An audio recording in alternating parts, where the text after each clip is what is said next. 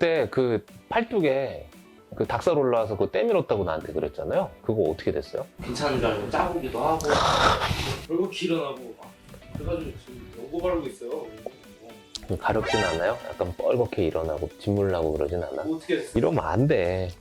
이거 그 잘못된 그 홈케어를 해가지고 이렇게 나빠진 거거든요? 아니 근데 왜 이렇게 우리 PD는 하지 말라는 것만 계속해? 그래서 제가 오늘 이 컨텐츠를 준비했어요. 갑자기요? 갑자기.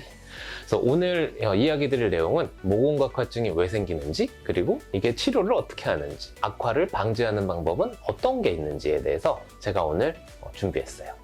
구독, 좋아요. 우선 모공각화증은 말 그대로 모공 안에 탈락이 돼야 할 각질이 탈락이 안 되고 그 안쪽에서 계속 뭉쳐서 생기는 게 모공각화증이에요. 실제로 뭔가 이렇게 만져보면서 볼록볼록 튀어나온 것 같아요. 그래서 그거를 벅벅벅벅 때를 밀듯이 문지르려고 하죠.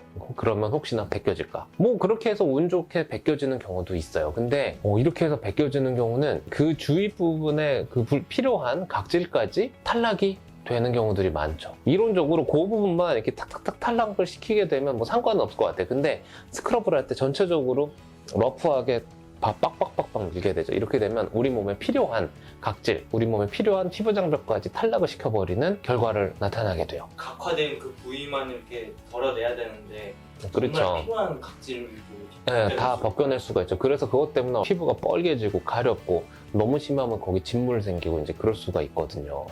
지금 딱 그거야. 딱 그거야. 이런 경우엔 항상 과한 스크럽은 항상 하시면 절대 안 돼요. 정말 필요한 우리 몸의 피부 장벽 기능을 유지하는 자연스러운 각질세포까지 탈락을 시켜버리게 되면 안 하니만 못하게 되는 행위이기 때문에 저를 포함한 대부분의 피부과 전문의들은 이거를 추천하지 않을 거예요. 제거하는 방법 이런 게 유튜브에 너무 많이 올라와 있어요. 네. 지금 하고 보시는 분들도 있고 아니면 그렇겠지. 하려고 하시는 분들도 있을 거예요.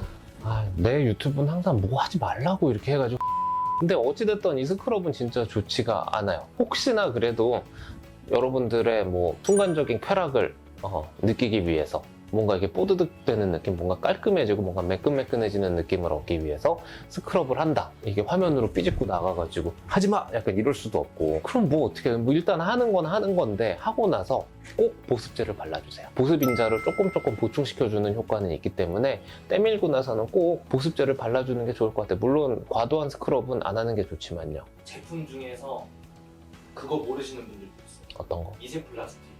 그게 스크럽 성분에 있다고 하는데 그렇지. 그 안쪽에 뭐 미세 플라스틱이 있고 만져보면 약간 꺼끌꺼끌한 느낌 제형의 스크럽 제제들 굉장히 많죠. 근데 이거는 어차피 물로 씻어내면 뭐 피부 표면에 뭐 흡수가 됐거나 달라붙거나 그런 게 아니기 때문에 탈락을 시키면 전혀 문제는 없어요. 근데 그 자체가 미세한 마찰을 일으키게 되죠. 그러니까 미세하게 손상을 일으키게 될 여지가 있어요. 정상 피부에는 그런 스크럽을 해도 사실 큰 문제가 있진 않아요. 제 채널을 보시는 분들은 다 피부에 문제가 있어서 보시는 분들이 많기 때문에 그런 분들은 이거를 하다 보면은 이것 때문에 더 피부가 자극되고 더 땡기고 그러면 꼭 보습제를 발라주시고. 그 근본적인 치료, 불필요한 각질 이거를 없애기 위해서는 어떤 치료 방법이 있고 또 어떤 관리를 해줘야 될까요? 치료 진짜 어려워요. 이거 치료 정말 잘 안 되고 딱히 해줄 수 있는 방법도 많이 없어요.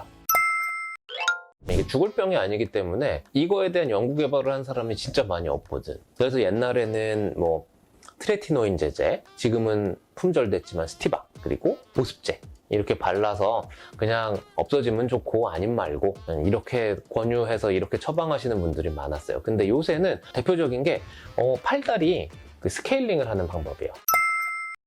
병원에서 스케일링을 하게 되면 피부 표면에 불필요하게 튀어나온 이런 모공각화증 병변들 있죠. 이게 좀 깎아져요.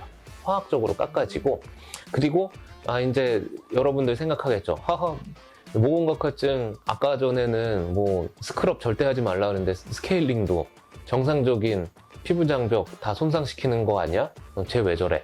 라고 이야기하실 수가 있는데 병원에서 치료를 할 경우에는 불필요하게 탈락된 정상 구조물의 손상을 받았을 경우에 그거를 당연히 복구해주는 시술이 당연히 들어가죠. 비정상적으로 튀어나온, 비정상적으로 각화된 모공각화증 병변은 없애주고 떨어져 있는 그런 약물 때문에 손상을 받은 피부 장벽 기능을 올려주는 그런 후처치까지 당연히 들어가죠. 그래서 스케일링을 2주마다 한 번씩 3번에서 5번 또는 3번에서 6번 정도 하면 처음보다는 확실히 많이 좋아져요. 근데 이것만 하냐? 아니죠. 한 두세 가지 방법을 복합적으로 시행을 하게 돼요. 그 중에 하나가 대표적인 게 요즘은 그 아크리프를 많이 발라요.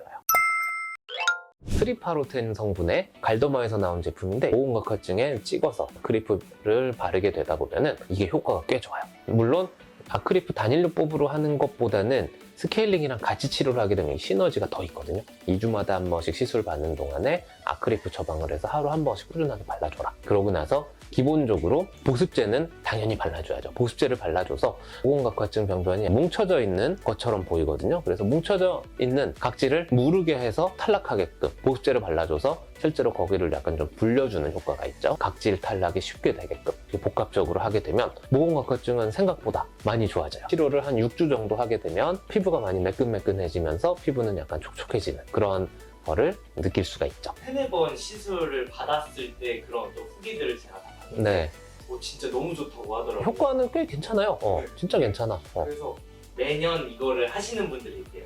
매년. 모공각화증은 안타까운 이야기지만 그 사람 피부의 캐릭터예요. 그래서 모공각화증을 치료한다고 하더라도 시간이 지나면 다시 제대로 된 관리를 하지 않으면 다시 올라올 수 있어요. 모공각화증 치료를 꾸준하게 한다?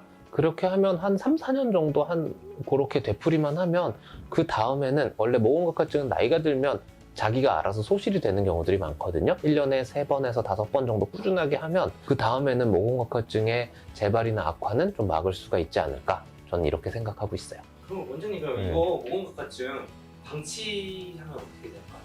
방치하면 안 없어지고 그 상태에서 계속 있는 거죠. 이게 염증이 되거나 그런 거는 다행히 있진 않아요. 모공각화증이 있는 피부 자체가 굉장히 건조하거든요.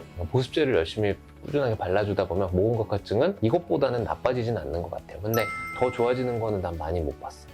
그렇지만 나이가 들고 한 40, 50대가 되면 모공각화증은 지가 알아서 좋아지기도 해요. 왜죠? 그거는 어떤 이유 때문에? 안타까운 이야기지만 모든 생산 능력이 나이가 들면 떨어지게 되겠죠. 그래서 각질의 생산 능력도 떨어지게 되고 건조하고 더 간지러워질 수는 있을 것 같아요. 네, 슬픈 얘기예요.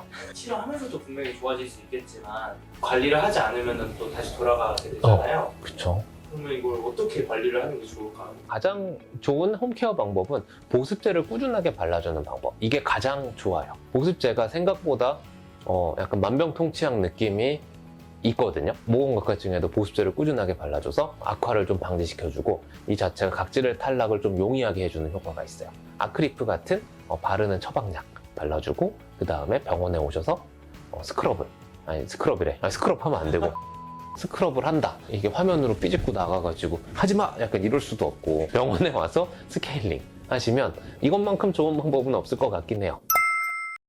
또 오늘은 우리 PD님이 무분별한 스크럽, 무분별한 때밀이를 통해 모공각화증을 좀 없애려고 하다가 실패한 사례에 대해서 처음에 이야기를 드렸고 제발 모공각화증 있을 때 쓸데없이 때 빡빡 밀지 마세요. 그리고 이거 손톱으로 뜯지 마세요. 피나요. 제발 그런 거를 하지 말고 보습제 꾸준하게 발라주는 게 가장 좋고 경우에 따라서 약간 좀 그 각질 용해 성분이 있는 그 보습제들이 있거든요. 그래서 그런 것들을 발라주는 것도 도움이 될 것 같긴 해요. 이래도 안 된다. 그러면 병원에 오셔서 각질 용해를 시켜주는 다양한 성분들이 들어간 트레티노인 제제나 아니면 트리파로텐, 아크리프 이런 것들을 처방받아서 발라주고 2주마다 한 번씩 또는 더 좋은 효과를 얻고 싶으면 일주일마다 한 번씩 와서 스케일링을 하게 되면은 지금보다는 훨씬 더 매끈매끈하고 점점이 박혀있는 이런 모공각화증 병변도 많이 옅어지게 할 수가 있을 것 같아요. 궁금한 거 있으면 댓글 달아주시고요. 좋아요도 또는 구독도 해주시면 너무 좋고 그래서 오늘 모공각화증은 이렇게 마무리하도록 하고요. 다음 시간에 더 좋은 컨텐츠로 찾아뵙도록 할게요. 경청해주셔서 감사합니다. 끝. 손 진짜 생길 것 같은데 이거 어떻게 그냥 냅둬. 그냥 그 3, 4개월 있으면 좋아지면 돼요. 뭐 좋아지면 돼요? 그러니까 3, 4개월 있으면 3, 4개월만 왜 무슨 말이 안 나오냐 요새?